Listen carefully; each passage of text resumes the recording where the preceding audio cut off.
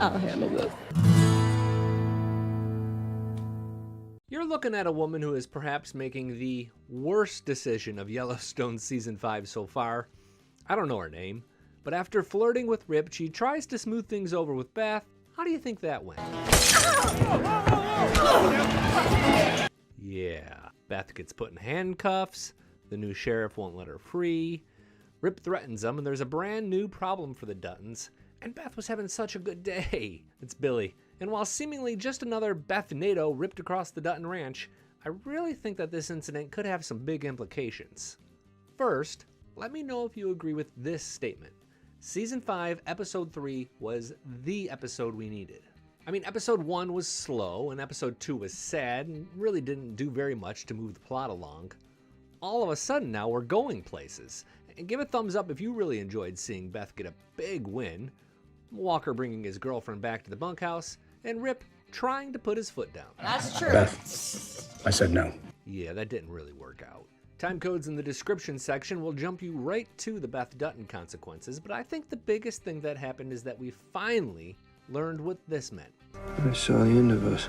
It's been 9 months since we learned that Casey, who's John Dutton's youngest son, was going to have to make a choice, and during Episode 1 and Episode 2 of Season 5, there was frustratingly little about what the choice was.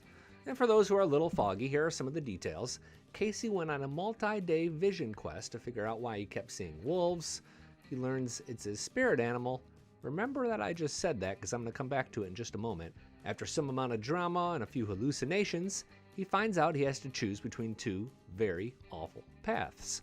Both lead to some sort of destruction, and come to find out, Casey hadn't made the choice until now. When Chief Rainwater and Mo come to consult him on how to properly bury his infant son, whose name is also John, Casey tells him he needs a new job because... I don't do this for me. I do it for my father, and every time I do this job, something bad happens to her, to me, to my son. My vision told me I have to choose, so I'm choosing, and I don't choose this. What he's referring to as his state job as the livestock commissioner, a post that his father once held. That's made even clearer about 8 minutes later when he visits his dad and says, I can't serve both. I choose her and I choose my son.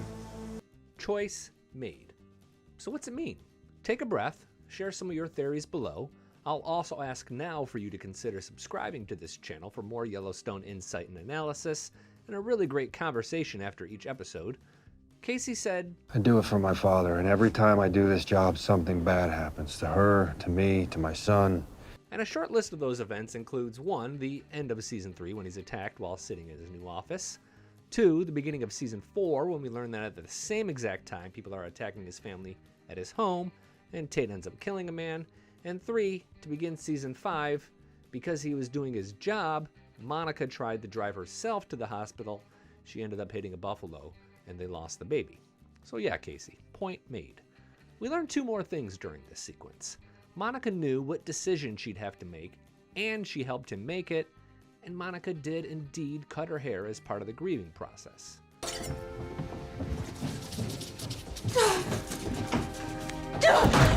Gotta let her do it. Subscribers know this is something that we went deep on like a month ago, but the short version is that it's common in Native American cultures for the grieving to cut their hair, oftentimes burying it with the body. So now we know Casey's choice, but we still don't understand this. I saw the end of us. Except I kind of think we do. There's not going to be a happy ending for the Dutton family. The entire show is a real-to-life narrative about inevitable expansionism. I always quote author Chuck Klosterman, who says, "The future always wins," and I think that's true in Montana. This is the great irony of Yellowstone. By shining a light on how we need to preserve the land and resources of Montana, Taylor Sheridan is really doing the tourist board's job for them and making people want to visit, live in, and build in Montana at the expense of the land. In the show 1883, there's an Indian elder who tells James Dutton he'd lose his land in 7 generations. That's Tate, which means the end is coming. The end of us is the end of the ranching lifestyle on the show, and in real life, Taylor Sheridan is not an optimist. During the opening scenes of episode 3, we get a really informative flashback about how the wolves were introduced to the area by man several decades ago. And I really loved this ticked-off town meeting where some politician tries to claim that no one can prove it's the wolves eating the calves. The Dutton solution, as we learned in episode 2, is to shoot them, but that is the thing that the Native Americans say not to do. You remember during season 4, Casey is being followed by a wolf, and he says he's going to shoot it, but Mo tells him do not do that. Under any circumstances, it's the worst thing he could do at that time. Casey is the wolf, and he seems to be able to speak to them. Sidebar, Taylor may not be an optimist, but he's proving to be something of a mystic. Colby, Ryan, and Rip are only upset about killing the wolves because they're national park wolves and they could get thrown in jail. So, sure as I'm getting gray hair, the Department of Fish and Wildlife turn up and have a conversation with Rip. So far, this hasn't gone anywhere, but it's pretty clear that it's going to. 2 scenes from the episode 4 trailer prove that. First, there's this one. I stepped on a few landmines. And then this one. We'll come after you with both barrels, Governor. You see a lot of the same characters in those scenes. My personal theory that this is the start of giving some leverage to Chief Rainwater and Angela Blue Thunder, who often use a nature platform to get what they want. Pretty smart move. I think that because Taylor Sheridan has all but promised no more than 5 or maybe 6 seasons of Yellowstone, we have to be starting a sort of final act. Let's skip ahead to that bar scene and the arrest. The bunkhouse crew was absolutely right when they said it was a very bad idea to go to the bar to celebrate Lloyd's 58th birthday. By the way, the bunkhouse does birthdays big, don't they?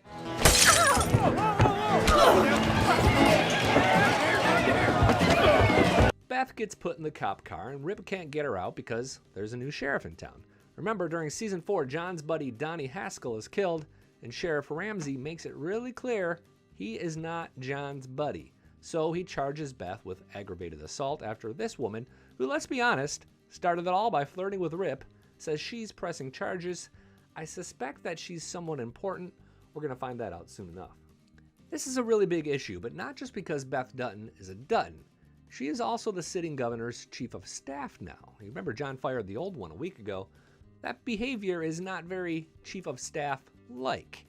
What a headache for John, but it's also a chance for Jamie to flex, and it looks like he's going to do just that. You just sit here and hope she doesn't file formal charges. You are going to stop her. Beyond that, it's hard to imagine Beth keeping her job under John Dutton. I mean, imagine if this happened in your state. It'd be a really bad look, right? Maybe a new one is appointed for John. Maybe he finds one himself. Casey is suddenly unemployed now, right? Maybe he gets it. But whomever it is won't be as strong and won't have as much control over Jamie as Beth did.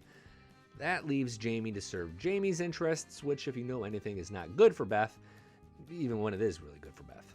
So while Beth gave the woman she punched the middle finger and an FU, she might have just done the same to her dad. 2 more things happened during episode 3. Like I said, this was the episode we wanted from this show. Everything good about Yellowstone came together, like Jamie getting seduced once again by a woman playing him. Sarah Atwood, who walks into the governor's office with a thigh-high split in her dress, makes a dinner date with Jamie in a plot to take him down.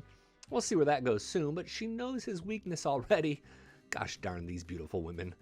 The other thing is pretty complicated, and I'm going to do my best to explain what Beth did in Utah right now. She visits representatives of Burson International, which is a competitor of Market Equities, and more or less gives her controlling interest of Schwartz and Meyer in exchange for the ownership of the land that she purchased around the Yellowstone Ranch while she ran Schwartz and Meyer. She did this because she knows she's going to get sued by Market Equities soon, so she dropped her interest and then put the land she got in a conservation easement. This means the airport can't build a terminal there any longer. Carolyn Warner is set to get fired as a New York-based board of the company says they want to drop the lawsuit. Big victory for Team Dutton, right? Well, we'll see. I actually just talked to John Emmett Tracy for an upcoming episode of the Dutton Rules podcast, and he shares that he sticks around through the end of the first half of Season 5 and plans to be there as they start filming the second half soon. That conversation is coming. Links to the podcast in the description section. I'm Billy Dukes for Taste of Country. If you're interested in sponsoring these Yellowstone recap videos, email staff@tasteofcountry.com. Thanks for watching, and thanks for subscribing.